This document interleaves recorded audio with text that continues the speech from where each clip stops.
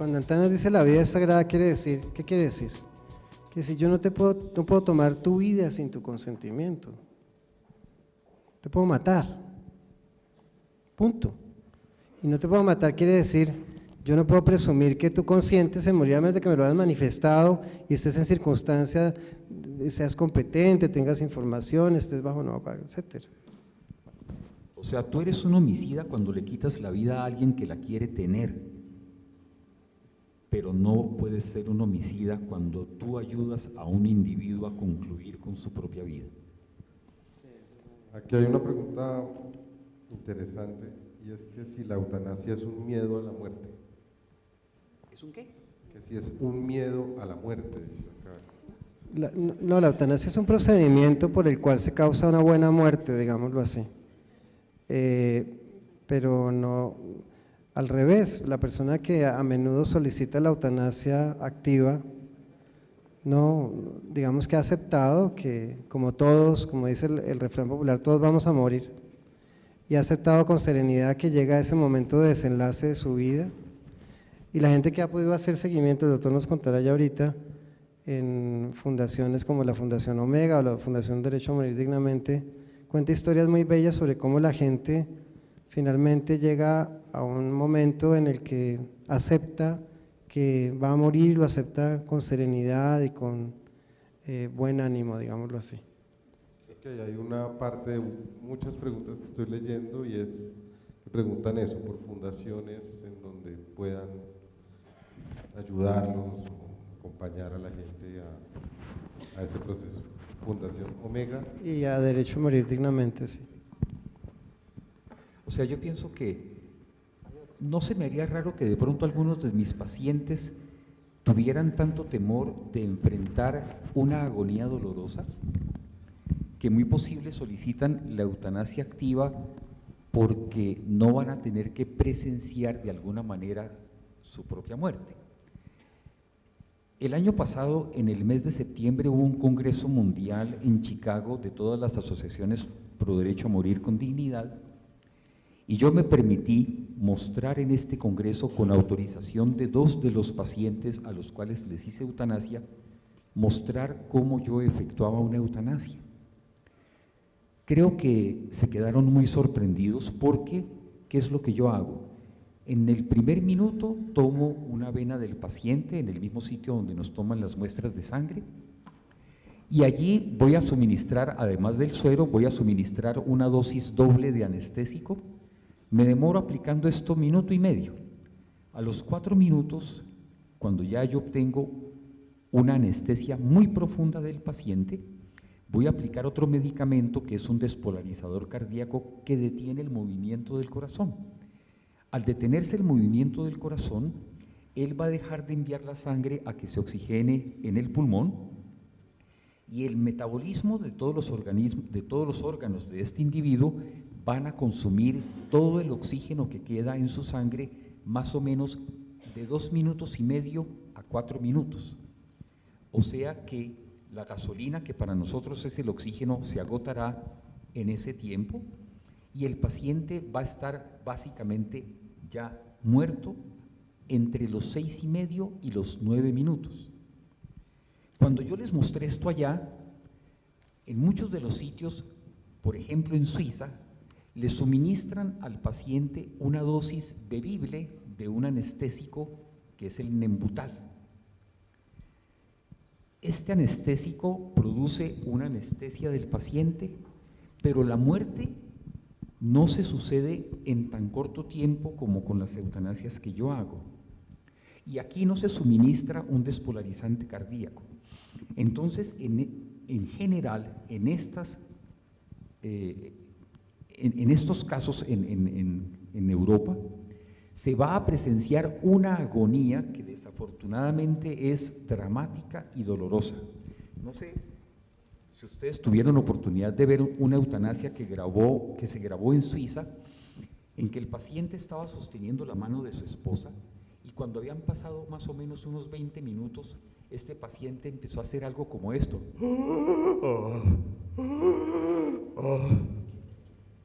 Y así todo un drama muy difícil de tolerar para la esposa del paciente.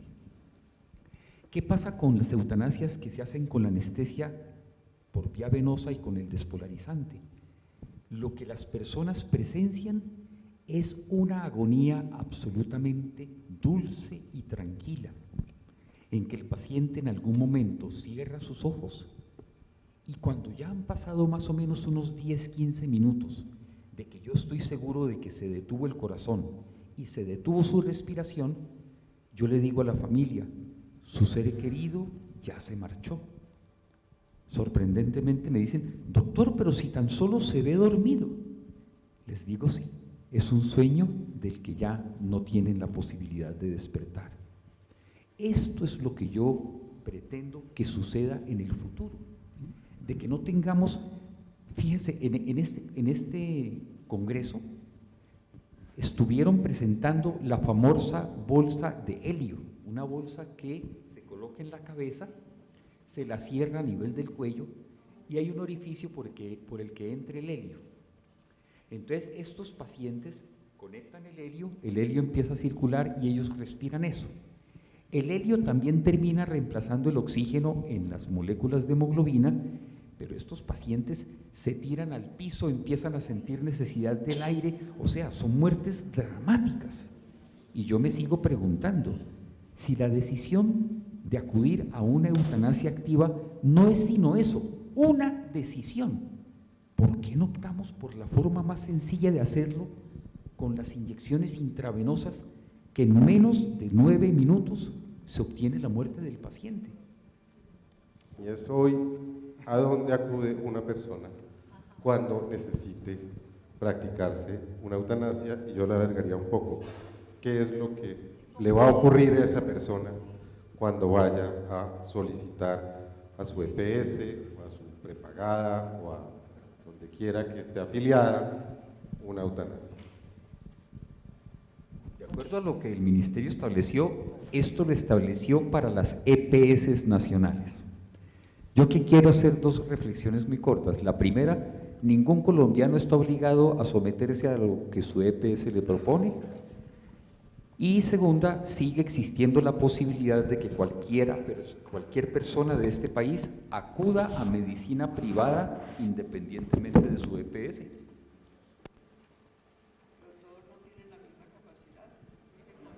Sí, eso es cierto, sí. O sea, desafortunadamente los medicamentos que empleamos para hacer la eutanasia debieran ser provistos por el gobierno. Yo inclusive he intentado importarlos por mí mismo y no he podido conseguir la forma de hacerlos, porque son anestésicos que se fabrican principalmente en la India. Pero siempre digo, la eutanasia debiera ser absolutamente gratuita.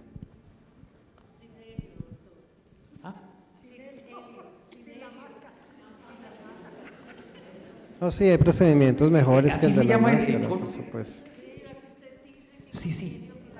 ¿Eso se llama un helio? Helio. No, sí, No, claro. Sí.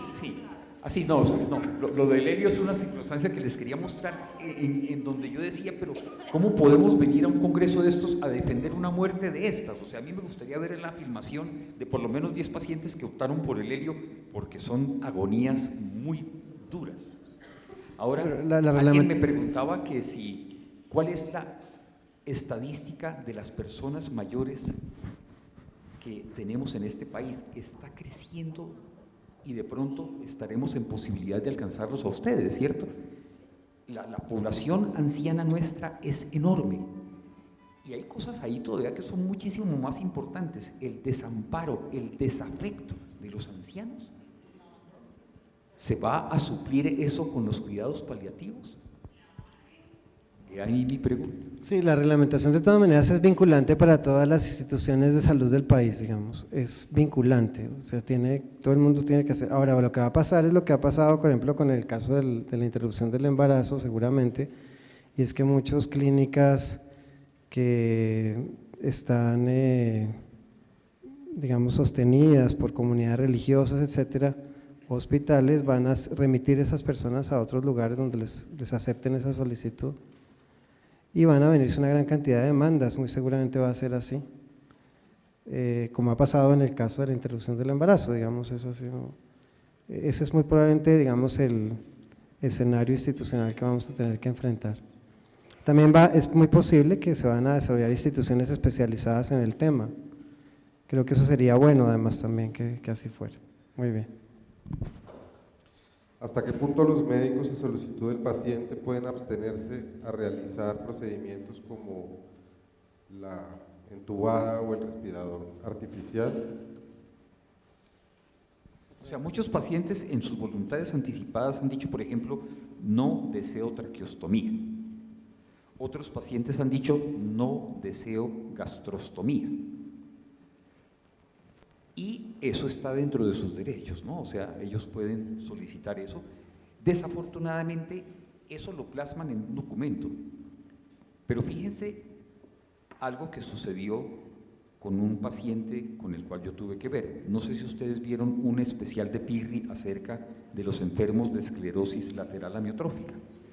Había dos pacientes, uno de ellos era una señora que todavía tenía, por el desarrollo de su enfermedad, la posibilidad de expresarse, hablar, ya la llevaban al aeropuerto, le gustaba ver los aviones, y un buen día, a pesar de que ya se podía expresar aún hablando, hizo una deficiencia respiratoria muy severa, la llevaron al hospital, no tenían en ese momento ningún documento de ella a mano y le hicieron una traqueostomía.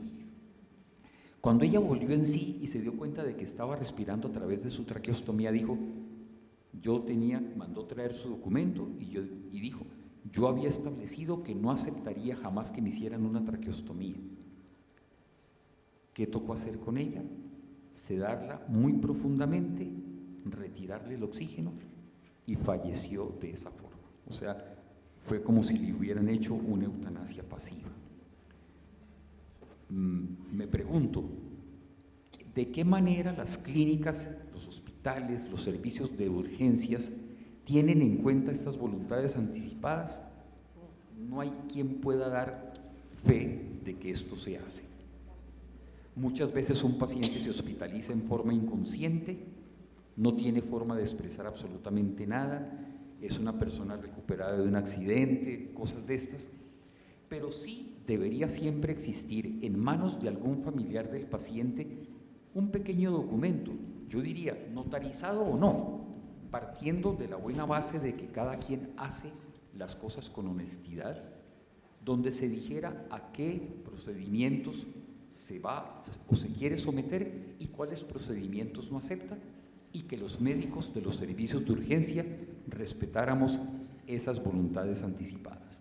Si una mujer se encuentra en estado de embarazo y tiene una enfermedad terminal, ¿qué sucedería si ella decide practicarse o pedir la eutanasia? Está embarazada. Y es terminal y quiere pedir la eutanasia. Espero que no me llegue un caso de esos porque no sabría qué hacer. Depende, O sea, no, ¿yo depende, qué diría? depende Trataría de ver hasta dónde se puede conservar la vida del feto, muy posiblemente haríamos una cesárea para obtener el feto, esperaríamos de pronto a que fuera viable y que fuera mayor de 30 semanas para que se pudiera conservar esa vida. Y la paciente, en mi opinión, tendría el derecho de pedir su eutanasia. Habría que explicar, o sea, ahí es donde la información es muy importante para la paciente para decidir el momento de hacerle eutanasia. Sí, digamos, ahí tendría prelación la dignidad de la vida de la madre, digamos, la dignidad humana de la madre sobre la dignidad de la vida humana del feto, tendría prelación constitucional.